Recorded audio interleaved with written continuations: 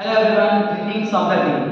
Today we will discuss about the unit 6 and we will discuss all the topics, all important topics including the unit. So our first topic is force. Do you know what is a force? Just revise the thing. We are closing the gate, we are pulling, we are pushing this cover and etc. So these all are force. So what is the meaning of the force? Force, we can simple language we can say the push or pull on any object is called a force. While the example, while opening the gate, closing the gate, or pulling the heavy box from one corner to another, and many more. Just think about the contact and non-contact force. What are contact and non-contact force? So contact, as I told you in the last video, that contact means that is in to be touched. My finger is touched with the sharp. So this is the contact. And what is the non-contact? When my hand and the board, now it is not in the contact. So contact means that is to be touched and non-contact means that is not in touch. So when we will include the term force with contact, so it makes a contact force. Like if I am pushing, so this is a contact force. I am pulling, so this is a contact force. And what are non-contact force? When the force applied between two objects and that their objects are not in contact, that time they were called non-contact force. If we talk about the examples of the contact force, so we can say here that muscular force. What is a muscular force? Do you know muscles? So the force applied by our muscles are known as muscular force. So muscular force, when we apply any muscular force, that means our muscles are in touch with the objects. If our muscles are in the touch with the object, that is called muscular force and it is an example of contact force. Second example of this, that is a frictional force. What is frictional force? What are the frictional force? As I told you in the last video that what are the frictional force? When any object opposes the motion of another object, then frictional force is applied. Suppose that I am walking. So I am walking means the force, I am walking in this direction. I am walking in this direction, but the earth applies a force in my opposite direction means this opposes my motion. What is opposes? Opposes my motion is known as a frictional force. So any force which opposes the motion of an object is known as a frictional force. So in frictional force we have seen that first we will talk about the factors affecting the friction. What are the factors which affects the friction? So first one is types of the surface. What is types of surface? What's the meaning of types of the surface? Suppose that this is a duster. Do you know what is surface? It is a even or uneven. So it is a uneven, or we can say odd surface. What is odd surface? Or what we can say a surface with many irregularities.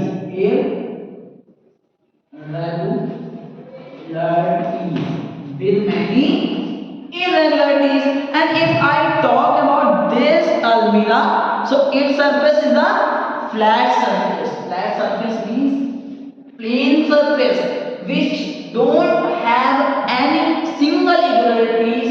So it is a plain, or we can say flat, or we can say even. What we can say even. So how does this type of the surface affect the motion of an object? So when suppose that you are riding your bicycle on a field that is uneven, Because in a field some particles are raised and some particles are below downside. So the field is an example of uneven surface, and when we talk about the road, then road is an example of the flat surface. So as we ride our bicycle on a uneven surface, means in a field, that time we got many troubles, got many problems while riding on that surface because of the irregularities present there. When these irregularities in the field, suppose that this is the irregularity, and our tires also have the grips. Do you know about the grips? So grips also have some uneven surface. Then these irregularities interlock the surface between the two objects. That time they affect the motion of an object. They slowly takes or comes down the motion of any object. So as the irregularities, uneven surface interlocks the two surfaces and affects the motion of an object, these factors affecting the friction. Second one is amount of the force. Suppose that this is a very light object. I can move it here very easily. This is here. I am applying the force and it is moving easily. But is it easy to move this almirah? No. Why? Because of the amount of the force. This almirah has a large amount of force than this duster. That's why it creates a large friction on the surface. So as the amount of force increases, as the frictional force between the two surfaces also increases. That's why it is easy to push a light empty box than a heavy filled box. Now just talk about the effects of the friction. That are the factors, and this is the effect. Factors means what is the reason, who is dropping, and effect means what will impact will drop on any object because of the friction. So what are the effects? So first effect is, we all know that I have written here, produces heat. Suppose that this is my hand and I am rubbing my hand together. You can also rub your hand. What do you feel? You are feeling something. Yes, you are feeling that our hands becomes warm. So also friction also produces the heat. So what does it produces? It produces heat. Second one, it is saying causes wear and tear. What is the meaning of wear and tear? When we purchase the new things, any new thing like slippers, like shoes or any other, after some time we see that our shoe or our slippers becomes become wear and tear. Why? Because of the friction. Whenever we walk, then at that time our shoes are in the contact with the earth surface, and earth surface opposes the motion of us. That's why it causes also wear and tear. The friction causes wear and tear. Now let us talk about the disadvantages and advantages. What are the disadvantages and what are the advantages? As an advantage, we talk about the beneficial, and disadvantage we talk about which is not beneficial as a friction. So if we talk about the advantage, so we can say friction helps us to hold the different things. Now I am holding the chalk, so this happens because of friction. If friction will not be there, then this chalk will slip from my hand. But I am holding this, I am able to hold.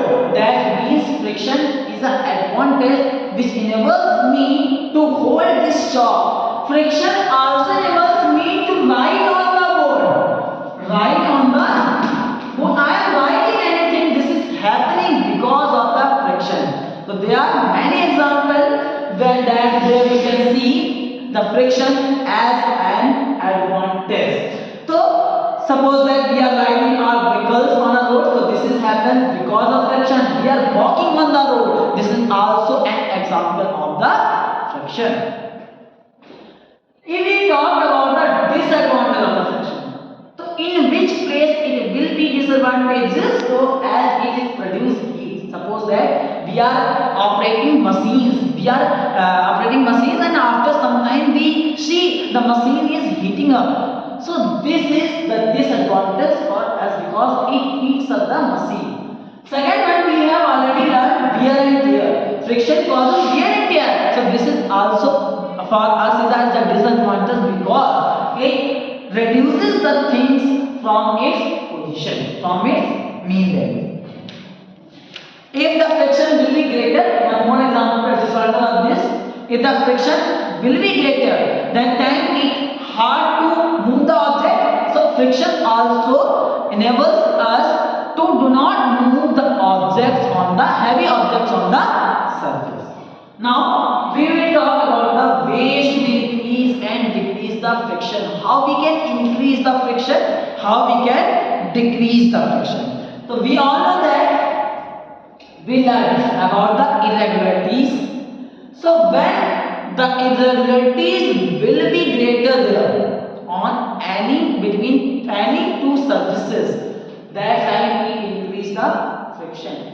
Our slippers is not working right now, so we are go in the new shop. We go to new shop and purchase a new shoe or slipper or any tire, and we see that there are many irregular. There are grips. We see that the grips are spikes. What are spikes? We can say spikes. Grips we can say grips. New grips. These grips interlock with the irregularities present and enables us to walk properly on the road. So as we can increase the irregularity, as we can increase the friction, then how we can decrease the friction? Anytime have you wondered at the shop? I have a shop and my shutter of the shop is not working properly. It is very difficult to shut up and shut down. So at that time, our parents suggested, or the people in neighboring areas suggested us to apply some grease there. Why? Because it reduces the friction. We can reduce the friction by many lubricants. What are lubricants? Lubricants like grease, oil, etc. Have you seen any time a mother is stitching clothes at home with the help of the machine and machine is not working properly? At that time she uses some oil, she drops some oil in the machine, and after it the machine works properly. So as the way of the decrease of friction, we can use the lubricant. In lubricant we can say oil, grease and etc. Now let's talk about the magnetic force. As we have already talked about the magnetic force in the video, and you all know about this. Magnetic force is an example of non-contact force because it works from a distance. If the two magnets are placed together at a distance, that time they attract each other. So this happens because of magnetic force. So the force applied by the magnet is called a magnetic force.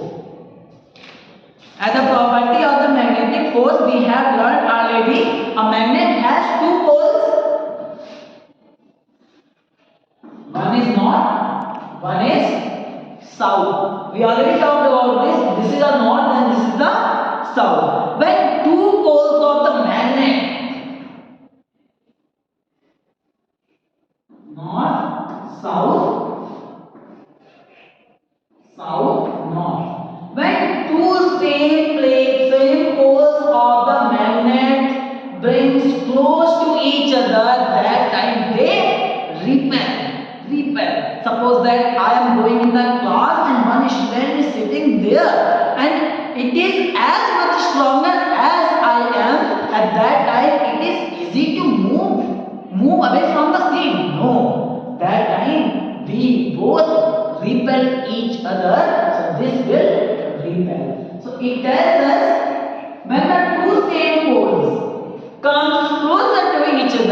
they repel each other. And it not only with south or south, it can also happen with north versus north. What will happen when two opposite poles comes to each other, comes close to each other? This is the south and this is the north. What will happen? So they will attract each other. What they will? They will attract. They will attract each other. One student is sitting on the seat and it is not as stronger as I am. At that time, he has to compromise with me or he has to leave the seat. So this means it is attraction. When the two opposite poles comes close each other, that time they attract. Now, let's talk about the earth. Have you wondered anytime? First of all, think this. This is the north, this is the south. If I break this magnet into the two parts, like this shop, this is the, suppose that this is the magnet, this is the north, this is the south, and I break from here. So does the magnet also breaks and its pole separated? No, its pole will not be separated whenever it will breaks. So it again create its pole, opposite pole. When it is the north, then it will create a south, and it is a south here, and it will create a north. So the poles of a magnet cannot be destroyed. Second one, we talked about the earth. Earth also behaves like as a magnet. If I hang this magnet, any magnet, it always indicates its north position to the north direction. Why? Why this happens? Have you wondered any time whenever we use any type of the compass, then its needle always indicate into the north direction. Why? Because earth behaves as a magnet. But before it, we learned that the two same poles of a magnet repel each other. But here we are saying the north will indicate north. Why? Why this will happen? Then I think it is contradiction of this one. No, this is not a contradiction of this statement. Actually, whenever we are saying that the compass needle is indicating its north pole to the north direction, that time we are saying it indicating its north pole to its southern magnetic pole. What we are saying? Southern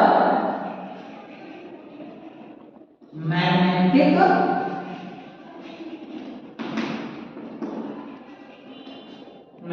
pole. Because the earth, the innermost part of the earth is known as core. What is known as core? The innermost part of the earth is known as core, and core is made up of the magnetic material. What magnetic material? Like nickel, like iron. That's why it behaves like a magnet.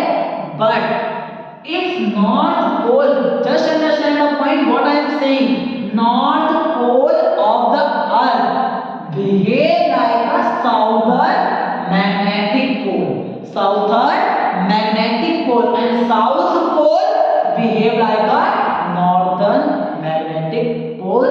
That's why it always stops in the north direction.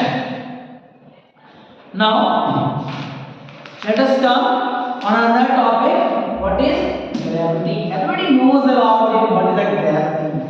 Anything we pull upside, we throw anything upside, it always comes down. Why this happens? Because of the gravity. Gravity is a property of the earth which pulls everything towards its center. So this is a gravity. So gravity is a force which pulls everything downwards towards its center. Suppose that one apple is falling from the tree is an example of a gravity. Sometimes we see that tootha tara, a shooting star. A shooting star is also an example of the gravity, because some comets are revolving around the earth. When they enter into the atmospheric condition, then the earth pulls them towards the center, and we think that it is a shooting star. So it is a comet actually. Now let's talk about the properties of the gravity. So first property we have already learned, that gravity pulls everything towards its center. Second one, the time taken by the object to fall on the earth's surface will not affected until the air will not apply the pressure on the object. Suppose that I have two objects, one is duster, one is chalk. You can easily compare the weight of the object. This is a heavy, this is a light. So whenever I drop both objects from same position, they comes to the surface of the earth together at the same time. But what will happen if I will throw this paper and this chalk? Does it same? No. So paper takes more time. Why this happens? Because air pressure. What is air pressure? So the time taken by the object falls on the earth does not depends on the weight, as long as the friction due to the air pressure will not affect their motion.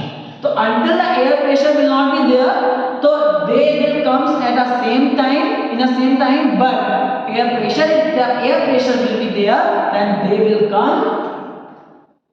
The lighter object will come after some time, then the heavier object. And not only this, now I am saying that lighter object will come first. Now think about this. This is a paper and this is a chalk. This is a heavy, almost it is a heavy, and this is a light. Now this is happening. This is coming downward the surface after some time, but this is coming first. But this is also here, na? We can think about this. This is a duster, this is a heavy, and this is a chalk, and we are dropping it. But they are coming together. Why? Because of the surface of the object. Because it has a greater surface than its chalk. So air will apply more pressure from downside to it. That's why it takes much time to come down. I hope you have understood this point. Now let's come the second one, light energy. We all know that light is a form of the energy that enables us to see. So light is a form of energy that enables us to see. Like suppose that we are seeing everything in this room. Why this is happening? This is happening because of the light energy. If the light energy will not be there, we will not be able to see the different object inside the room. Now suppose that it is too much dark here, and will you able to see the object inside it? No, we will not be able to see the object inside it. So light energy enables us to see different objects around us. Now talk about the properties of the light that we have discussed. Also, light travels in a straight line. How does the light travel in a straight line? Suppose that I gave you an example in which I show you that a light is passing from a trophy. When it is in the same way, same path, that time you can say that light travels in a straight line. How you can say? In straight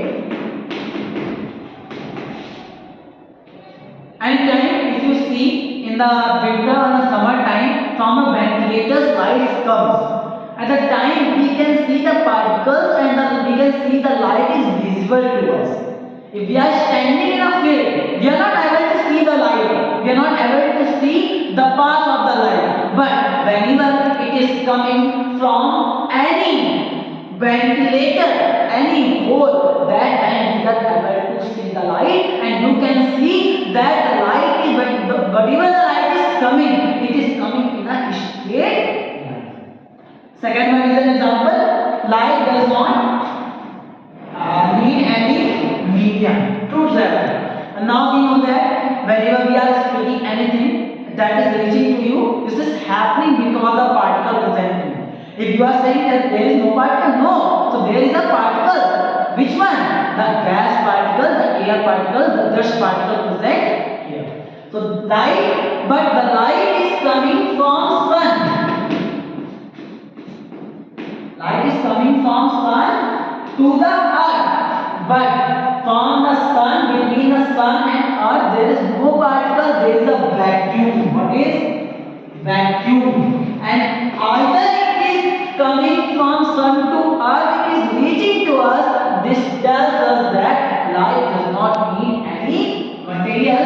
Light can also travel in the vacuum. Second one, third property, reflection of the light. What is reflection of light? As we know, whenever we throw any ball downside or any wall, bar on wall, at that time it bounces back. Bounces means whenever I throw anything, it bounces back. So this bouncing back of the light also known as reflection of the light. Because of the reflection, we are unable to see our image in the mirror. We are unable to see the image in the pond or any surface. Now we will talk about some important terms that are transparent, translucent and opaque. What are transparent? Transparent, इसके आगे देखा आपने, तो this is a transparent, the object which allow to pass the whole complete light through it are known as transparent. This is my glass, spectacles or opticals, and in this glass can allow each and everything, मतलब whole part of the light to pass through it. That's why I am able to see. So this is a transparent, and you can see many examples in your surrounding, like the window glass which is situated in your room.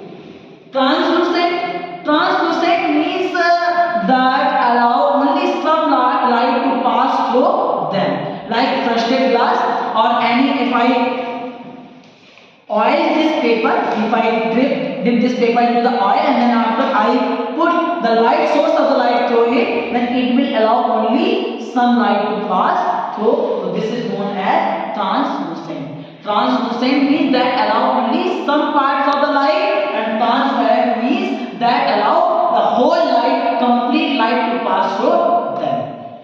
Now talk about the opaque, in which we learn this allow the complete light. This allow only some part of the light, but this do not allow any single particle of the light to pass through them.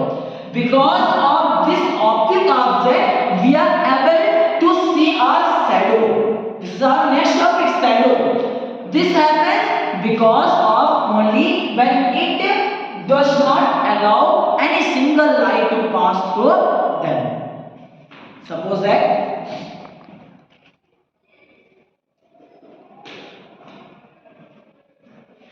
this is the torch, and you know this is travels in a straight line until now. If I